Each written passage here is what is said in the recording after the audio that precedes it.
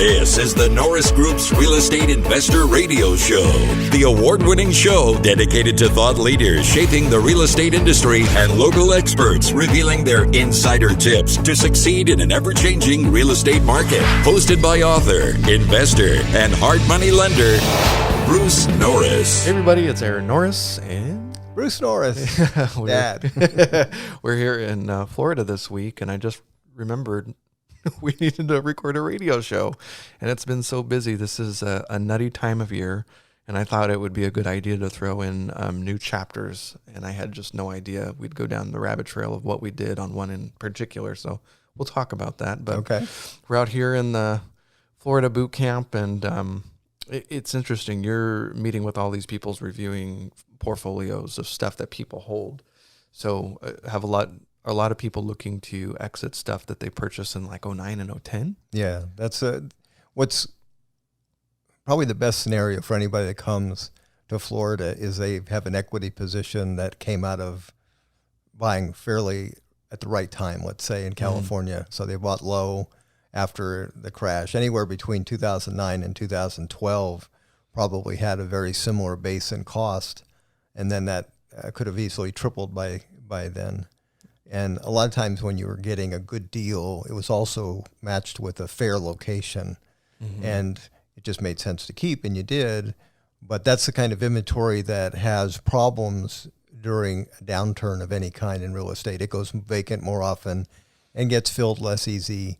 And if it's already done its job and i.e. gone up, then exchanging it to something that's new and got a decent location was attractive to me, and that's kind of what was the whole brainstorm of. I think other people would do the same thing.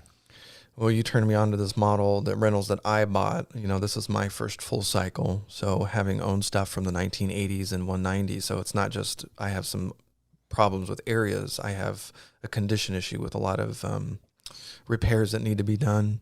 So the last one that I sold, the budget was $25,000, and that quickly doubled when I'm just like, ugh. I can't end up selling this for what I want. And it worked out. Yeah. So, but that might not have worked out so well if I had waited. So I did that a year ago, and then one rental sold for 3 brand new homes in Florida. That's a really weird journey. And one in California renting for $1,325 and then turning it into 3 rentals that each rent for $1,325 on new inventory in better areas.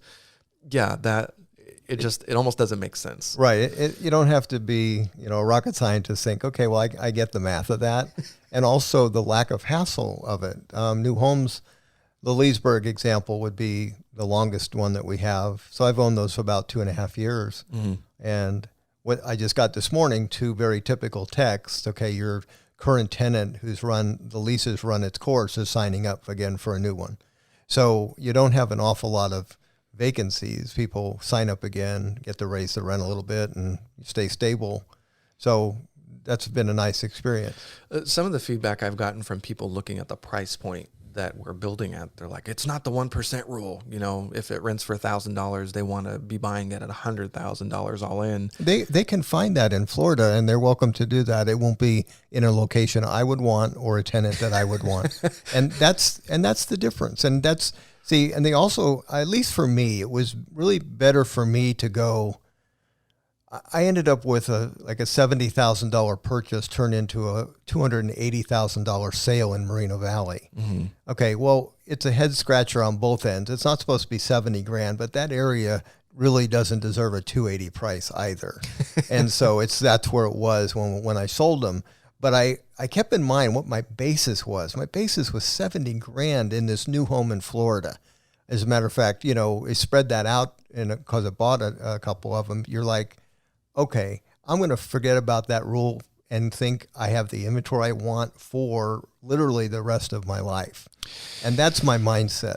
Yeah, and there definitely is a difference. We've had a few people that have wanted to come to Florida just to watch what we go through. I mean, they get a 200-page book with everything from endangered species to specific issues that are very local to what we're building and why, to strategies that they may deploy, but a lot of people are coming with equity.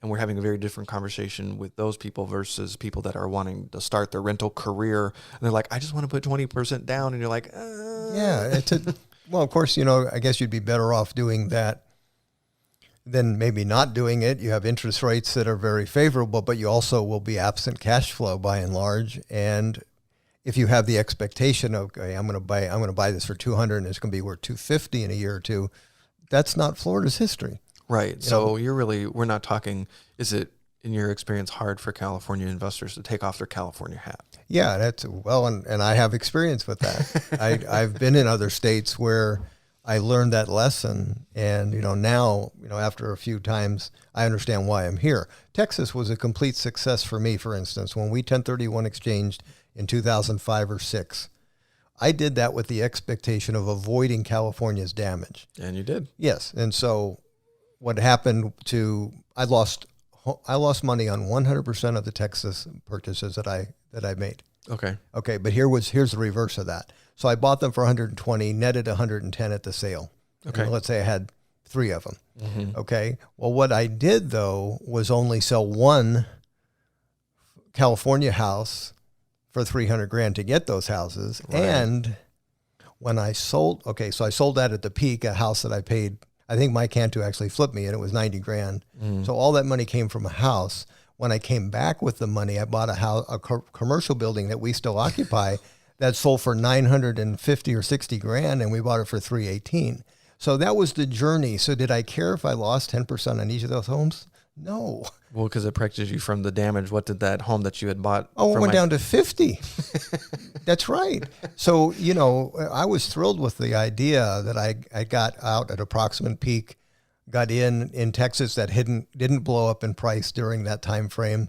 And so it rented fine and all that. But my goal was just to let prices die here and take advantage of that, which was what I was able to do. Yeah, just for me, I've learned how much of a buy and hold investor I like being. Flipping stresses me out, and coming here, and this is what I tell people if I talk to them on the phone. I'm here for the cash flow, and I'm here for the long term. I'm not expecting to sell these things in 3 years. Maybe I'd sell them in 6, but having new inventory compared to the older stuff I have has been such a much nicer journey, especially the stuff that we're building. If you upgrade it right, you're doing it right going in. Mm-hmm. So when you do sell, it's building with retail in mind, not a rental. Because if you come into specific markets and you're looking for the low price leader, you'll find them. Yeah. But the finishes are also included. The Formica, the carpet throughout the house. It's a very different feel from what they're building. So it's been really fun to see the strategy, and it's just this is my 3rd time out here. I own stuff out here now for over a year. It's been interesting. So, and ultimately it changes the velocity of how your tenants leave or stay, mm-hmm. and the ability to get a certain amount of rent. It changes who your tenant would be. You're just if you have a new home that actually looks like it wasn't built as a rental, with a base of everything, then you can have a good tenant and you can have a good tenant stay. Okay. Well, Florida's been fun. It's the slow season where we're at right now. So it's funny coming back from March, the traffic, I don't know if you noticed, but light. Depending, some areas triple or quadruple in numbers because of tourists. Okay, but that's not now. It's been pretty light. Oh yeah. Well, what was funny was Amanda got on the elevator. I saw them as they just got in, Matt and Amanda. Yeah. And you could tell that she was suffering from the humidity. And it was kind of funny. I said, "Oh, you're from California." It's not a dry heat. Yeah, I don't remember having to do this in March because it was cooler, but having to roll down the windows so I could look both ways at night because the humidity is so bad. Yeah. Sunglasses just fogging up, and you're like, "Oh, it'll go away in a second." No, it just gets heavier. And it's not bad. This week has been in the mid 80s, but it has been raining every day. Yeah. And when we were here in December and March, not at all. It was beautiful weather. What was funny is it was 70 out, and it was a little cool, but I had swim trunks on and a t-shirt, and all the locals were walking around with their parkas. I'm like, okay, it's definitely different than California. So we've got this going on this week, and then I guess our next big event is in September. It's cashing in on a boom, creating value in a tight market. So people on our mailing list will get a mailer with all these events coming up. But this is a little bit different. If you followed that event, we're still in Quadrant 4. There's a lot been going on in the market lately. You just released the report earlier this year. Has much changed in how you thought this would all play out? No. Actually, year over year, we're 1 or 2% ahead of last year's pace. But when you get that at the end of, let's say at the end of August, when those numbers come in, then typically they're stable and then they start going down. So it'll be very interesting to see if the next phase we have any upside at all. I mean, you're talking about really low interest rates, all the things that are in place in California. We shouldn't be talking about a break-even market. We should be talking about a 20% up market. I know. And we're not. Now interest rates are going down again. Are you going to write a report called "I Told You So"? No, I'm just gonna hug the interest rate chart when it gets to 2. You know, one thing about writing stuff, and you've helped me do all those, is you're putting it in print. I know. You know, like California crash. That's a bold statement when you're at a market that's booming. You know, and so when you write a 2% mortgage rate on there, you know, it's just like Bruce lost it. But it's probably going to happen. Interesting comment, Sean OToole. I kind of emailed him an exchange a couple of 3 years ago when I said, you know what, I'm going to write a report and this is going to be the title. You think I'm completely nuts? He came back and said, I actually think you're probably right. Well, I texted him a couple days ago, you know, the 10-year set 1.6. He says, yeah. He says, you're probably going to see that 2%. He says, it's one prediction that I wish had not come true because it spells some bad things. So what's interesting about this, like an 800 down, 800 decline today in the Dow. Oh, I didn't see that. Yeah, wow. It kind of grew during the day. So we're recording this on Wednesday. Okay, so it kind of grew, and the Fed fund, not the Fed fund rate, the 30-year reached an all-time low. Really? In history. Whoa. Okay, and we have pretty full employment. Yeah. Think about, okay, so this is the big problem. They're talking about now on the TV for all the different financials that Fed is going to be maybe forced to lower a 0.5 point in September, right before I survived, or 3/4 in one shot. In one shot, and you're at a market. It's like, okay, well, what do you do when you actually have a recession? I mean, this is really. I think it has more to do with what's going on outside of the United States and outside of real estate, but it still can impact. Yeah, there's a lot of weird stuff going on right now. Yes, there is. The trade situation with China, watching Hong Kong. Yeah, it is bizarre. And you've already got negative interest rates in some countries, so it's not 25% of all the world's currencies in negative territory. So banks are paying you to take out loans, or like, what's the situation going on? Like, how does that even work? What does a negative interest rate mean if you've never heard of that before? If you buy a 10-year T-bill, let's say you bought a 10-year T-bill, 10 years from now, the Fed would say, okay, you bought $10,000 worth of them. Here's $9,950 back. Wow. Congratulations. Well, what that says is that's how scary of an investment environment it is in other places. So what's going on is you get a lot of foreign dollars buying our 10-year T-bill for the crummy yield of 1.58 today. Because it's safer than anything else. Because it's safer on the than market. they've got. They have negative. So it's a very big spread. Wow. Think about it that way. So we're still in Quadrant 4. Do you see Quadrant 4 is a booming market. It's going from a flat to a boom market in our education, sort of on the scale.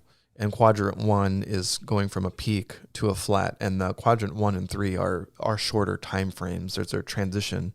Yeah, you're closing in on the end of 4, which is good to know because there's certain kinds of inventory you don't want to keep, or you don't even want to try to flip. And that's part of when we do presentations. Now, if you're going to deal with California and flips, make sure you have a 2-solution property. Mm-hmm. Don't start speccing a $4 million home in Orange County starting today. Yeah, because that's going to take a year and a half. That's right. It's got about a 600+ day time frame. Well, and that's what the Q4 is really going to look at. It's creating. What was the title? It's creating value in a tight market. So we've also got some really interesting players, the iBuyers. So for the first time this month in our newsletter, I've been following every buy and sale transaction from the 4 iBuyers, with more entering the market. So we've talked about it's the CarMax model applied to real estate, and at least here in California thus far, you've got Zillow Group, you've got Opendoor, OfferPad, and there's one more: Zillow, OfferPad, Opendoor, and Redfin. Okay. So those 4 are competing in some markets, all 4, like in the Inland Empire. And up in Sacramento, you've only got Open Door, but they are spending a lot of money. So it may eat up some of the deals. Originally, we thought that maybe they wouldn't be going after heavy rehabs. I don't know if that's the case. I've seen them do some pretty heavier rehabs, do a beautiful job on that, and then stage. And then you have some, it looks that are backing off a little bit, while Zillow and Open Door are trying to buy up as much as they possibly can.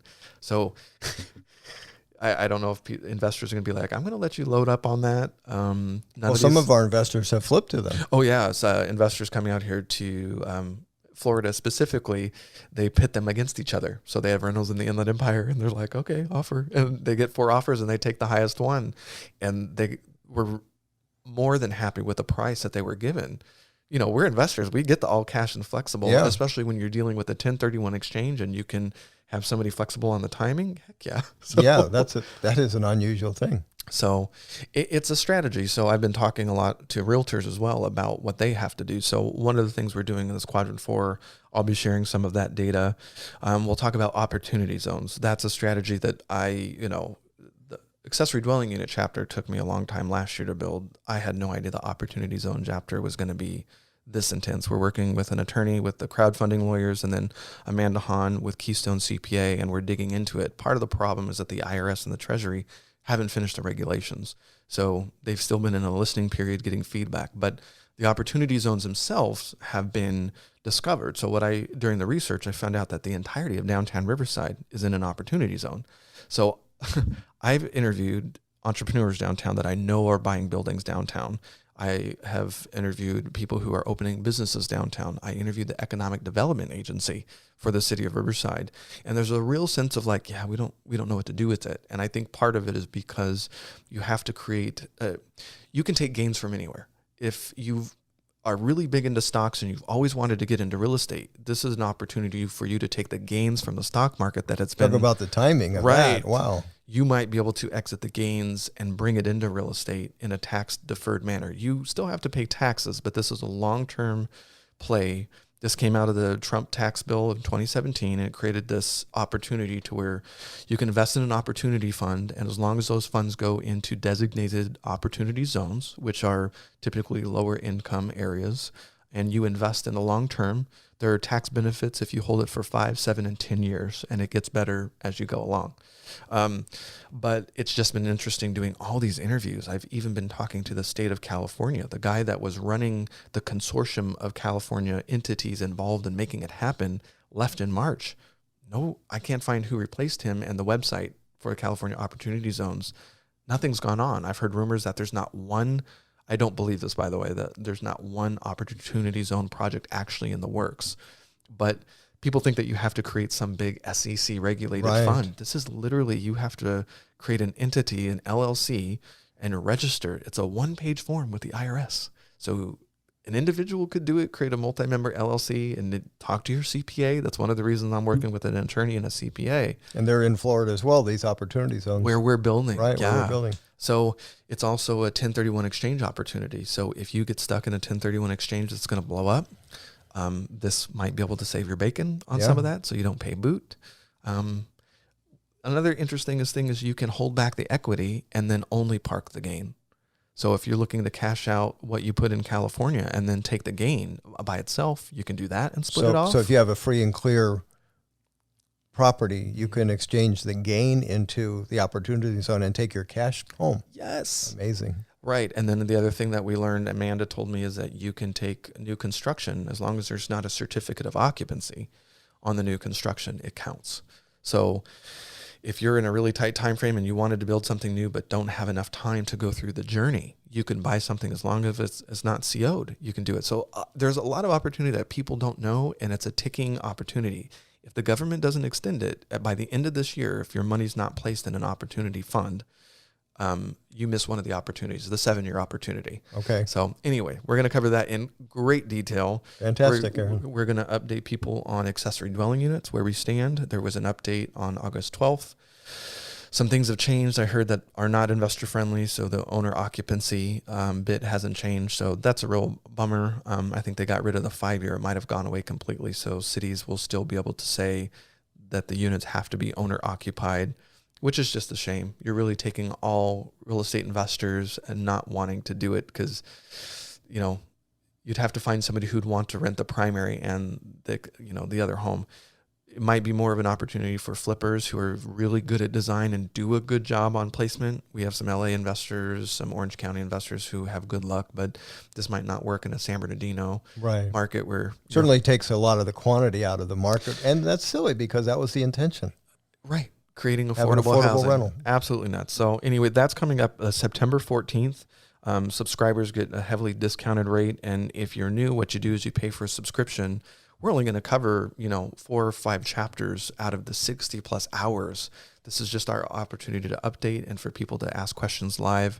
And then people who attend for the first time and become a subscriber there end up, having access to the 60 hours. They get the quarterly newsletters and webinars that we do and cool other events. So that's coming up September 14th in San Jose. It only comes to San Jose every other year. Okay. So if you're in the Northern California market in San Jose, San Francisco, we'd love to see you.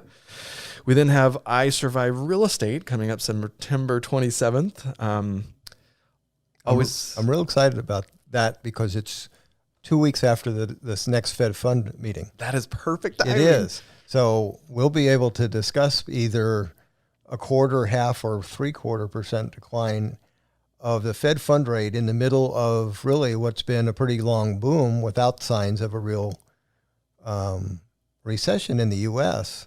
So it's really interesting. And what's so nice is we have very, very intelligent people on the panel. Right. We've got Sean OToole. He's been on the panel almost every year. He's our reluctant.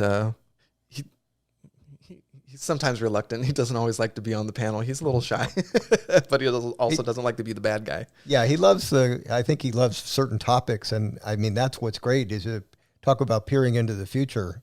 That's fantastic to be able to ask him the tech stuff that he's aware of and his son is up to and all that stuff. That's cool. John Burns sent me an email. I said, so what happens if you can borrow money on real estate at a negative rate? That is a weird thought. Own a home and get paid to do it? That would be weird. I think he was sort of tongue-in-cheek because he knew it was going to go down. But I thought, well, I guess I'd refi the money, collect extra cash flow on the payment from the bank, still rent it out, and then I'd have all that money to do something else with. I mean, that's just the nuttiest thing. What are hard money rates going to look like if that happens? Yikes. Well, we have Sean OToole. John Burns is back. And for people who don't know John Burns, the people who get it, it's funny because they're like, how do you get John Burns? He's just been really supportive. And he consults all over the globe, national builders, the Wall Street REITs that handle the rentals. So he's really got a very unique perspective on the builder side and what's going on in the market. Yeah, he's one of the speakers at the Malden event. I mean, that's world-class stuff. So Doug Duncan, the chief economist of Fannie Mae, I am always surprised what he gets away with on the panel, what he gets to say, considering he works for the federal government. Just a breath of fresh air. He's a lot of fun. He is, and it's so informative and it is so nice that he's able to say what he really thinks, without restraint. It sure seems like he's been one of the people that have been able to say things. Whenever I've been pitching a lot, I've been working on some speakers for over a year. When they're trying to find out what this event is, it is very unusual. And once they finally slow down and understand what we're doing, they're like, oh, I'm not on the panel with all other people from my industry. I'm the highlight. Right. And wow, what an interesting mix. It's really, really fun. But I always tell them, I'm like, this group loves data and they love candor. If you can do both, this is not a mainstream media event. Give it to us down and dirty. You can be funny. Yeah, what's great about it, and it's happened over time, is that the panelists often are repeat people. Yeah. And they've learned to feel comfortable with each other. And I think it's gotten freer. In other words, people are saying some things that they probably wouldn't have 4 years ago, where they feel very comfortable now going, what about this or what about that? Kind of batted around almost. And that feels fun to me. Well, this is a smart crowd too. So now that they have gotten to understand us and how we create this, it's been fun. And just to note, we are not going to be streaming this live this year. It's way too stressful, and it always doesn't work so well. It always doesn't work so well. So people have a bad experience. I'm like, you know what? We'll produce it on Amazon Prime and YouTube and a radio show afterwards. So we're going to really focus all of our time and attention for the 400 people to attend live. Good. Up also on the panel new this year is blockchain blockchain technology expert Mark Leswing. He was a longtime chief technology officer, and he's been on the radio show before, talking about blockchain. Blockchain, this is the technology behind cryptocurrency, and I'm not so interested in talking about cryptocurrency as I am the blockchain technology in the real estate industries. It will disrupt. Major banks are investing in this technology, and it's a security play. And when you've got as much issues as we have going on in the market with security, even going to the Consumer Electronics Show, I was really surprised. They've been pushing the innovation without pushing security, and I think that's going to have to change in the next couple of years. There's just no way around it as 5G truly enters the market. And driverless cars, you better have security, because you can't have bad for governments being able to shut down driverless cars because they can log into cars. It's just, we have to figure it out. Wow. So it's why I want to introduce this topic. It's a little advanced. I hope not too many I's crossed, but I'm excited to at least introduce the conversation a few years ahead. Sort of fun. We've got Jim Park with the Mortgage Collaborative. He's the CEO there. So past speakers we've had from there, of course, David Kittle has been good. Gary Acosta has been on a few different times. So this is the first time we have Jim Park on the panel, and I'm working on one more. I've been really trying to get the iBuyers, but it's been really hard to land them. Number one, they've been really busy, and some of them are in semi-stealth mode, which has been a little bit frustrating. They don't want to be as open about their buy box and the model that they're implementing and all the markets they're going into. Sometimes it feels like the case of FOMO, the fear of missing out. Everybody's doing it because everybody else is doing it. And they feel like they have to. But when you look at the business models of like a Zillow that launched their mortgage company this year, and I Survived Real Estate last year, we got introduced to Dot Loop. So we know that they've been trying to control the closing process with title and escrow. Right. So by the time, if they buy your house, you're going to enter the Zillow brand, and you will never touch another real estate brand for the entire process. That's a lot of power. And you're not making the money on the buy. You're making money on the services along the way. All the downstream stuff. Right. So when I talk about this, it's the first time that people fully sort of realize the model that they're doing. Now, again, none of this is recession tested. And Zillow came out this month, and they lost a lot of money. Yeah. So whether Wall Street will stick around if there's a recession and then that number keeps popping up, it'll be interesting to see. Just a thought, John Burns may have them as clients. Oh. It might be a good, hey, John, do you think one of your friends might want to be on the panel? Okay. I might have to reach out, because I've sort of been negotiating with 4, and I've landed one, but he might have scheduled conflicts, so we're waiting to see. Right. Finally, this has been a little bit of a long show, but October 19th, we have our Cutting Edge Financial Tactics Brunch. So this is by far the most sophisticated thing we do all year. The speaker panel, it's specifically meant for people. It's not basic. If you want basic, check out our Amazon Prime. If you're an Amazon member, you can view it for free. We talk about, every year we have a 1031 exchange expert, a CPA, an attorney. We're there. We always hear that, talk to your attorney. Talk to your CPA. That's why at this event, we have everybody on panels, so we can beat up some really advanced estate planning topics and get the honest California-specific answer to the right thing to do. So I really love this event. It's very well attended. This year, we've got Karin Hall with UDirect IRA, Dino Champagne with Asset Preservations, Inc. as the 1031 exchange expert, Matt and Amanda Hahn with Keystone CPA, and Harry Barth with Balth Calderon attorneys. So really great lineup.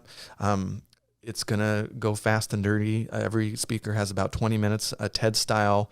This is an update. These are the changes that happened this year. Here are the biggest mistakes we see investors making. And then the second half of the day is beating up more sophisticated topics and taking live questions from the audience. Right. So the panel takes the questions, and that's a fun. I have never failed to learn a lot every time we do one of these. Sometimes it takes me a few times to hear it and go, aha, now I know what you're talking about. That's true. Sometimes your brain isn't ready to receive it when it's ready to receive it, until it's ready to receive it. And not the entire event does end up online. We're going to ask people to ask the personal questions. We don't mind if they feel comfortable doing it, but we don't always post the more personalized questions until later. So if you don't attend the live event, it's a very low cost event. There's a discount for 2 people. If you sign up before September 1st, it's even more discounted. I think it's $55 for 2, and it includes brunch and valet parking. It's free, basically. It's just to make sure we know the amount of food that we need to prepare for it. Okay. And if you are a subscriber, you get to have access to, we take you to lunch afterwards. If you're in the area and you pay for that, we bring you to Maggiano's down the street on us and just get to hang out. No education involved, just networking. So Okay. all those events are on the website. We'd love to see you at any 4 of those events that we're working on right now. And if you have questions, you can call the office. So website, office. That's All right. great. And we hope to see you around. All right, Aaron. Thanks a lot. The Norris Group originates and services loans in California and Florida under California DRE License 012-19911, Florida Mortgage Lender License 1577, and NMLS License 1623669.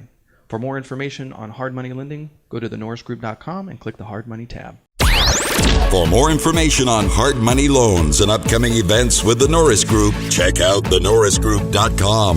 For information on passive investing with trust deeds, visit tngtrustdeeds.com.